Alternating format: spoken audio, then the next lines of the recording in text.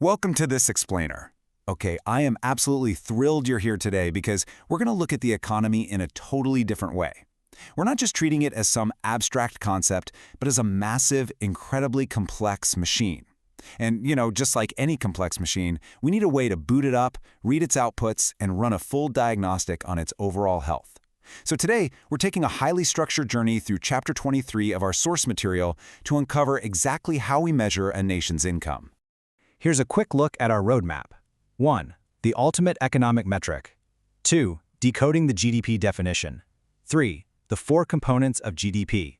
4. Real versus nominal GDP. And finally, 5. Measuring true economic well-being. All right, let's dive right in. Starting off with Section 1, the ultimate economic metric. Now, before we start crunching any numbers, we really have to ask a fundamental question. At any given second, right now, there are literally millions of simultaneous economic transactions happening all around us. You've got someone buying a hamburger, a farmer selling a truckload of wheat, some massive corporation building a brand new car factory, and a tech startup paying its software engineers. So how in the world do you possibly capture all of that chaotic, nonstop activity and boil it down into a single cohesive data point? How do we know if the machine is actually running smoothly? That brings us perfectly to Section 2, decoding the GDP definition. To answer that big mystery, economists use a highly tuned metric you've probably heard of. It's called Gross Domestic Product, or GDP. The textbook definition is the market value of all final goods and services produced within a country in a given period of time. I know, it sounds a bit dry, right? But here's the thing. Every single word in that definition absolutely matters. It's like a giant funnel. Let's break down the specific filters that make it work. Filter number 1 is market value. Think about this. Which contributes more to our national income? A pound of hamburger or a pound of caviar? Well, unless you're eating at a very weird fast food joint, the caviar is going to be vastly more expensive. And because GDP uses market prices, it measures what people are actually willing to pay. So market prices act as our first filtering mechanism to standardize the value of completely different things. Now for filter 2, final goods and services. Our diagnostic system has to be smart enough to avoid double counting. Let's say a paper mill makes a batch of paper, and then Hallmark buys it to make a greeting card. We don't count the paper in the card. No way. GDP only reads the final output value, the greeting card, because the cost of that raw paper is already baked right into the final price tag of the card. Our third filter sets up our geographic boundaries, produced within a country. GDP strictly tracks domestic production. So, if a Canadian citizen temporarily works in the U.S., their output actually boosts U.S. GDP. It really doesn't matter who owns the factory. What matters is where that factory physically sits on the map. And finally, this whole measurement is always locked into a strict time frame, usually a year or a quarter.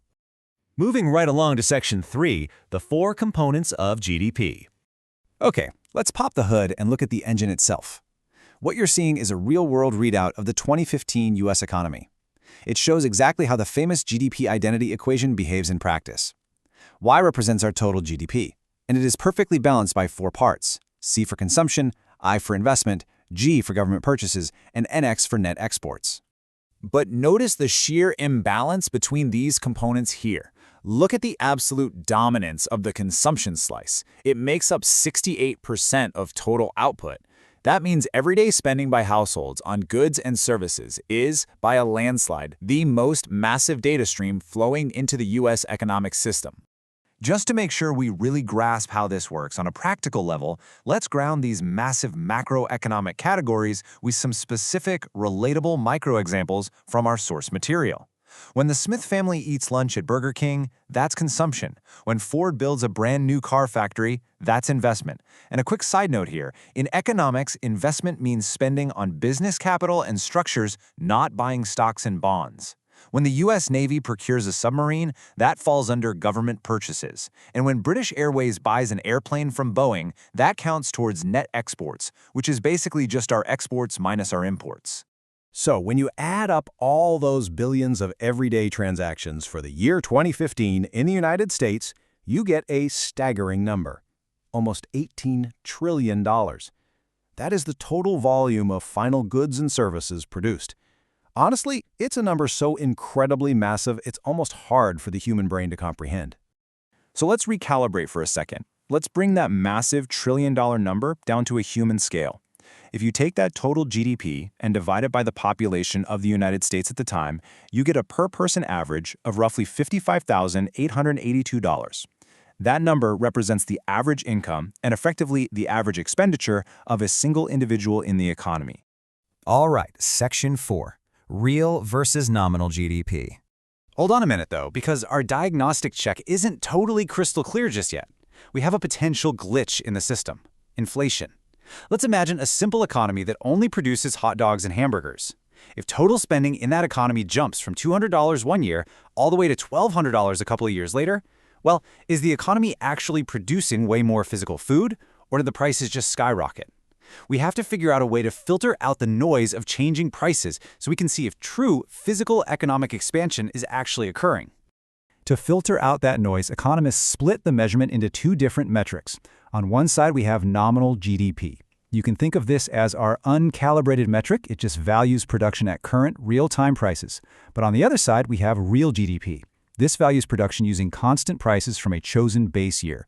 By mathematically locking the prices in place, real GDP reveals whether the actual physical quantity of the things we are making is genuinely growing. And to figure out exactly how much prices have changed overall, we use our system's ultimate calibration tool, the GDP deflator. By taking the ratio of nominal GDP to real GDP, this nifty little formula isolates the exact level of price changes in the economy. Basically, it deflates the nominal GDP to take the hot air of inflation out of the balloon, giving us a true, accurate read on price levels. Finally, we arrive at Section 5, measuring true economic well-being.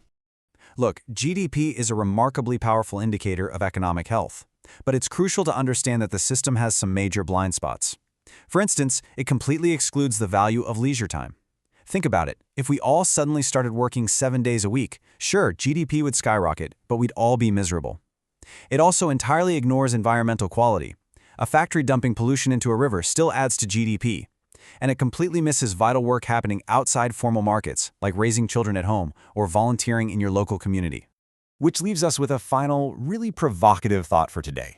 Higher national income definitely allows for better healthcare, better education, and higher living standards across the board. We want those things. But while GDP is a masterful tool for measuring the market value of an economy, it is absolutely not a perfect proxy for human happiness. It basically measures everything except that which makes life worthwhile. So the next time you see a massive GDP headline in the news, pause and ask yourself, what exactly is it measuring? And perhaps more importantly, what is it leaving out? Thanks for joining me on this explainer. I'll catch you next time.